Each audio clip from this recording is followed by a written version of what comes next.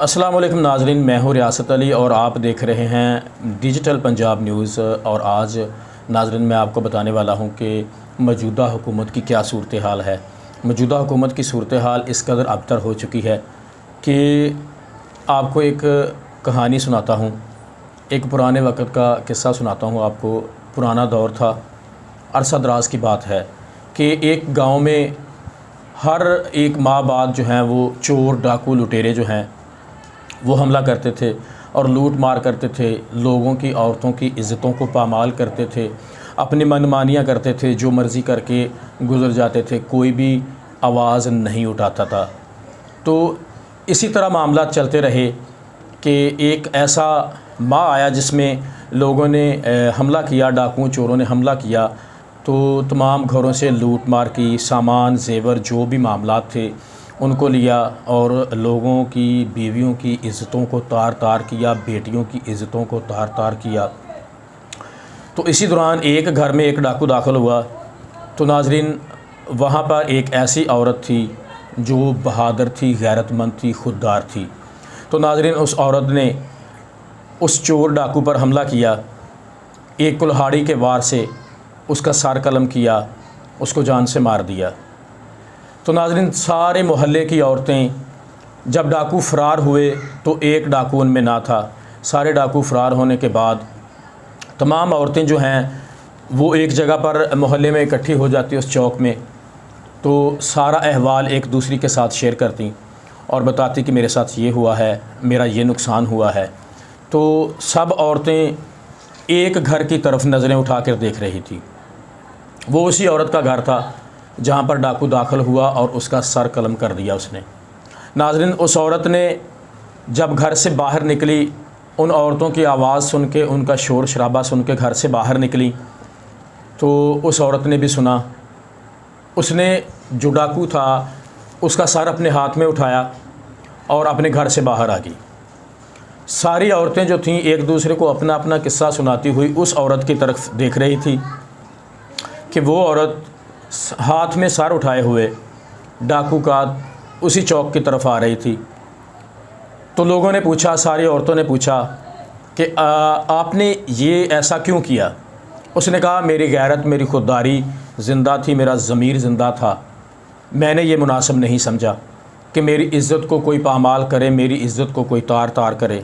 ناظرین اس عورت نے اس وجہ سے اس کا سر قلم کر دیا اور دوسری عورتوں کو دکھایا کہ اگر ہم سب ایک ساتھ ہو جائیں، اگر ہم سب عورتیں خوددار غیرت مند ہو جائیں، اپنے ضمیر کو زندہ کریں، تو ناظرین کسی بھی ڈاکو کی کوئی ایسی جرت نہیں کہ وہ کسی کے گھر کی عزت کو لوٹ سکیں، کسی کے گھر کا مال لوٹ سکیں، کسی کی عزتوں کو تار تار کر سکیں۔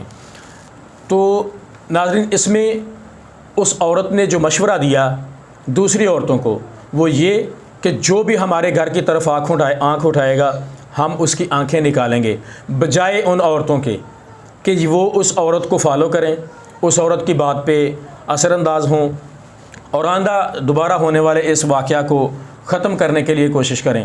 الٹا ان لوگوں نے یہ سوچا کہ اگر یہ عورت زندہ بچی تو جب ہمارے شوہر شام کو کام سے گھر واپس آئیں گے ان کو پتہ چلے گا کہ سب عورتوں کی عزتیں لٹ چکی ہیں، تو لہٰذا ایک ایسی عورت ہے جو اپنے خامد کو بتائے گی کہ میری عزت نہیں لٹ سکی، میں نے اپنے ضمیر کو زندہ رکھتے ہوئے اس ڈاکو کو قتل کر دیا۔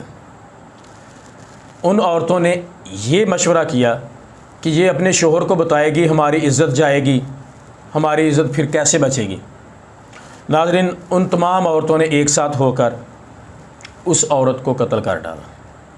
یہی آج سبق آموز کہانی اور واقعہ اور قصے کا مقصد یہ ہے کہ 11 پارٹیاں ایک ساتھ اکٹھی ہو کر، 11 جماعتیں پوری پی ڈی ایم ایک ساتھ اکٹھی ہو کر ایک غیرت مند ایک لیڈر کو عمران خان کو یہ ساری پارٹیاں دبانا چاہتی ہیں۔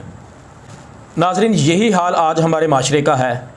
چور، حرام خور، جھوٹے، کرپٹ لوگ کا وہ ہر عزت دار خوددار شخص کو مارتے ہیں، غریب اور سفید پوش کو حقیر جانتے ہیں، ان کا استحصال کرتے ہیں تاکہ وہ اس کی کرپشن، جھوٹ، چوری اور حرام خوری کے خلاف بات نہ کر سکیں۔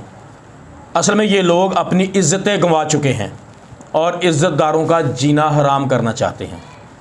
ایمانداری، سرکاری ملازم ہو تو کھڈے لائن لگا دیا جاتا ہے، تاجر ہو تو دیوالیہ، عزت دار ہو تو کردار کشی۔